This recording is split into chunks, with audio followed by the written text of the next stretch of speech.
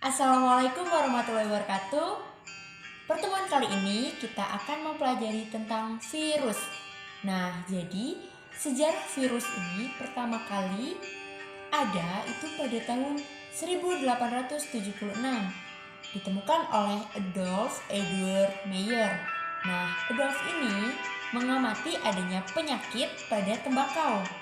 Penyakit ini diberi nama mosaik. Kemudian, ia menyimpulkan bahwa penyakit ini disebabkan oleh mikroorganisme atau kekurangan unsur hara.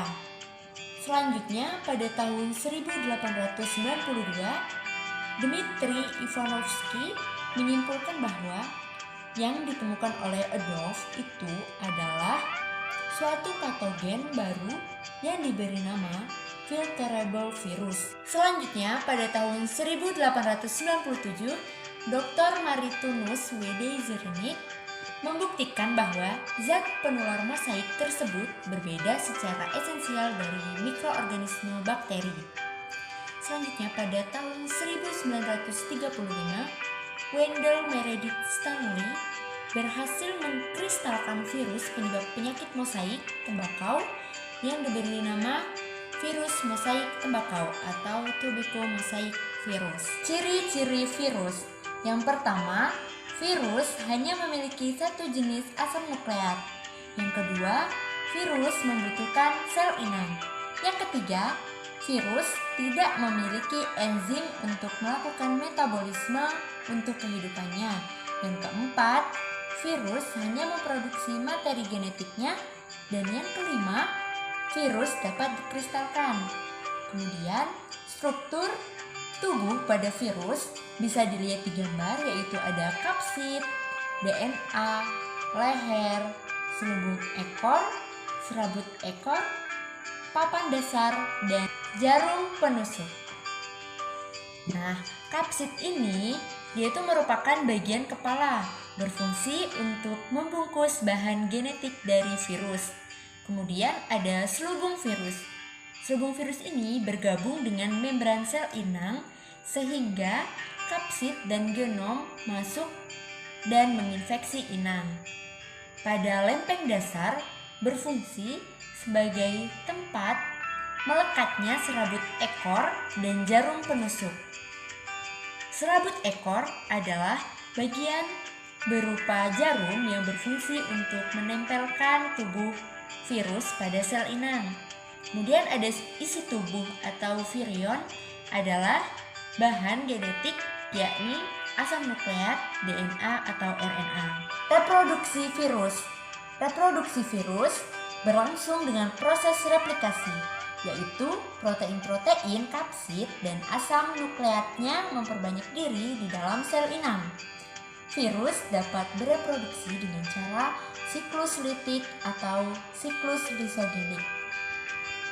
Siklus litik. Nah, siklus litik ini mempunyai 5 tahapan. Yang pertama, itu ada tahap perlekatan. Jadi, di tahap ini fag melekat pada reseptor yang spesifik pada permukaan sel bakteri. Selanjutnya, tahap yang kedua itu ada penetrasi.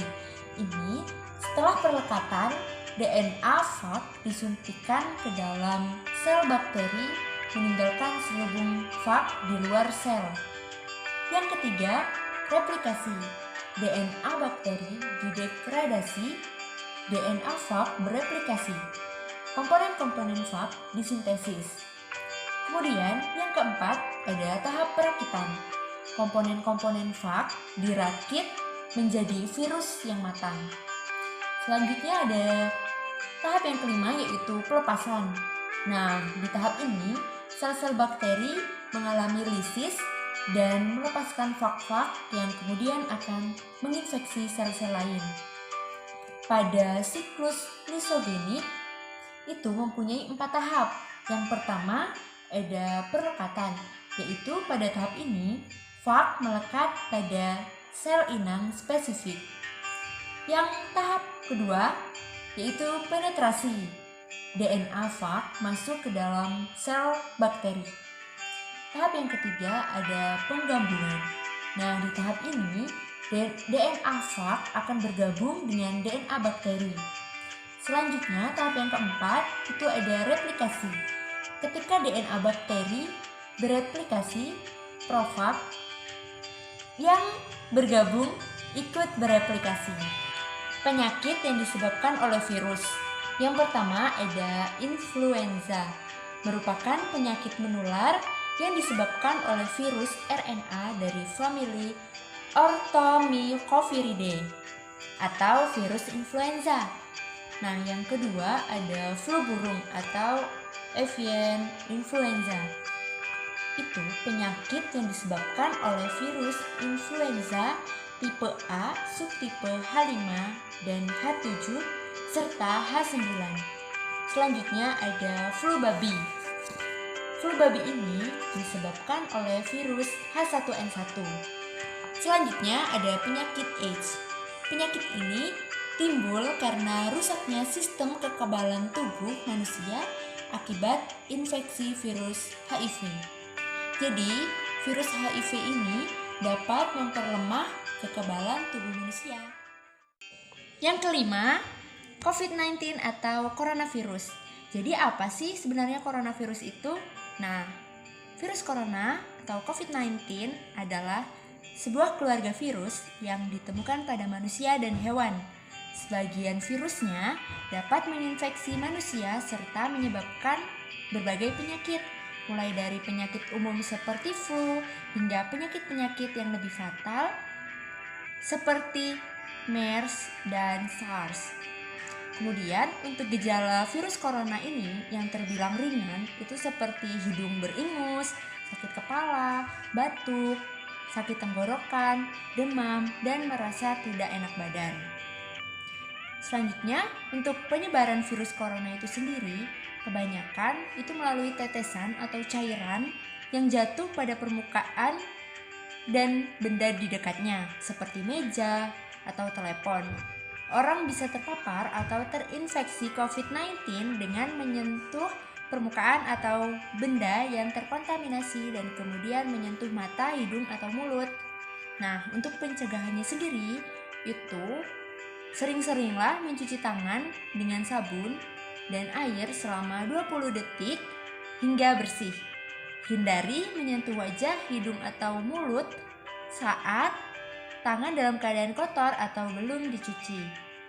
Hindari kontak langsung atau berdekatan dengan orang yang sakit. Kemudian, hindari menyentuh hewan atau unggas liar. Selanjutnya, membersihkan dan mensterilkan permukaan benda yang sering digunakan. Tutup hidung dan mulut ketika bersin dan batuk dengan tisu. Kemudian buanglah tisu dan cuci tangan hingga bersih.